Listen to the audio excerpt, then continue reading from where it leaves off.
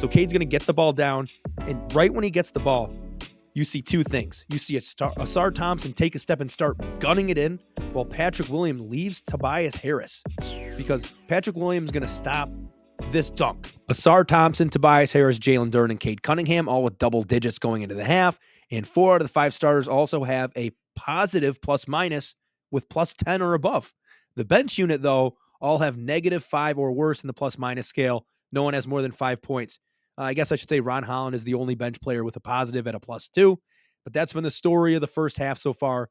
You have these starters with a group effort. I mean, no one has more than 14 points, and that's Tobias Harris. You have Ausar with 10, Tobias with 14, JD with 10, Cade with 13.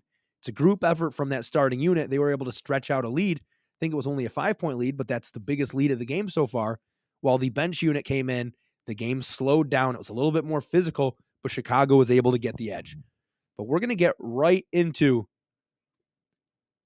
a game clip of Ausar Thompson. And this comes from @RedAlternatives, one of my favorite accounts on Twitter. He posts just about everything. I reached out to him.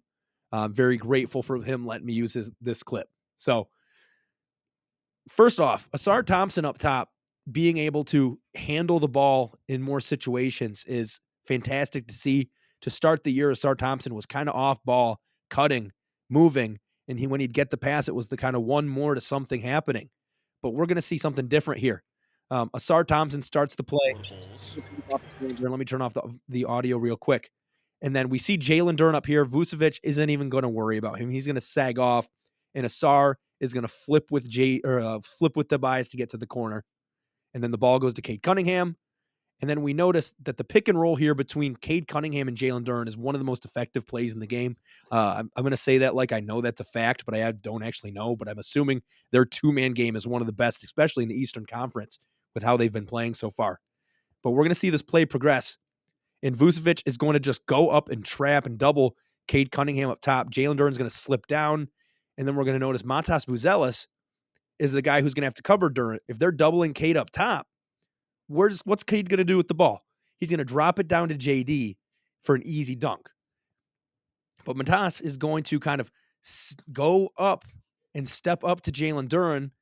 And Patrick Will knows this. That might be part of their game plan as well, because he hasn't even looked at Ausar in the corner. He's not even worrying about that. They're focusing entirely on the two-man game here. So Cade's going to get the ball down, and right when he gets the ball, you see two things. You see Ausar Thompson take a step and start gunning it in, while Patrick Williams leaves Tobias Harris, because Patrick Williams is going to stop this dunk. But I think we all know what that leads to, and it's going to lead to an open Tobias Harris over here. Ayo Dosunmu is going to stay on Cade, and he's facing the other way. Vucevic is the only one who can help. And instead of going right to Tobias Harris, there's a little bit of a lapse there. So Ausar Thompson capitalizes. So you see Vucevic going straight down to JD, but you already have 4 defenders, Patrick Williams, Josh Giddey, Montas Buzelis, and Nikola Vucevic all collapsing down when you have Hardaway Jr. and Tobias Harris, 2 of the best three-point shooters in the league right now, wide open. And Ausar Thompson's going to get the ball. He's not going to go right up with it. He probably could have in this situation, but he instantly knows. I mean, if you even back it up 5 seconds here, we're going to get right back to that same spot.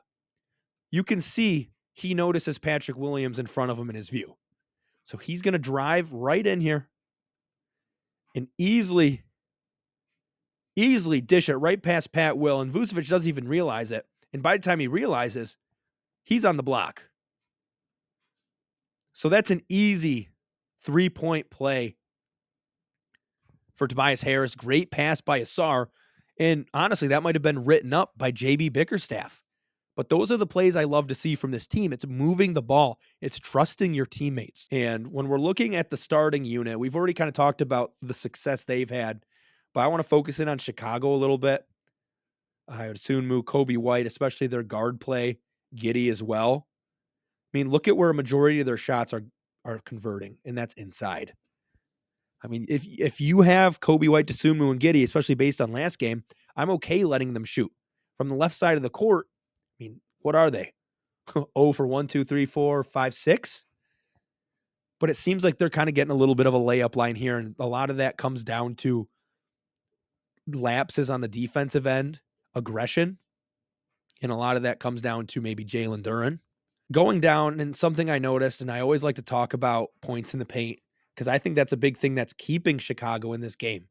And I think right now we're actually moved into the second half, 10 minutes left. Detroit's up by 9.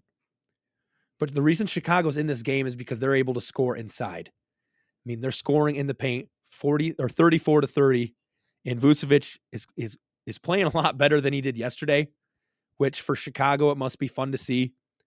I mean, is it actually fun, though? You probably should have traded him away when you could have, but you don't. Yeah, 15 points for Vucevic. He's still a minus 15. And there's not really a catalyst. You'd think there would be one. Jalen Smith, I guess, coming in with 7 quick points for them. But for Chicago, it's kind of been an interesting mix. And Dosunmu's one of those guys as well, 16 points. If you're Detroit, what can you do in this second half to limit what he's doing? What can you do to limit Vucevic? Is that bringing in more Isaiah Stewart? Beats me. But we're going to be also going on another show tonight. That's why we're not going to do a full game recap today. We might have something up tomorrow before the All-Star break, but I want to make sure to get something out because we are officially, is this day 7? This is a week long of Detroit Pistons daily content, and I'm not going to stop here. It's going to keep on coming, even if you don't even ask for it. So I appreciate all the support I've been getting on the channel. We've gained a number of subscribers this week. We've had some love in the comments, love in the like column. And honestly, I've been getting over the flu, so my voice is practically gone from all this talking. So I want to thank you all for joining me on the Leggy Sports YouTube channel. Peace out.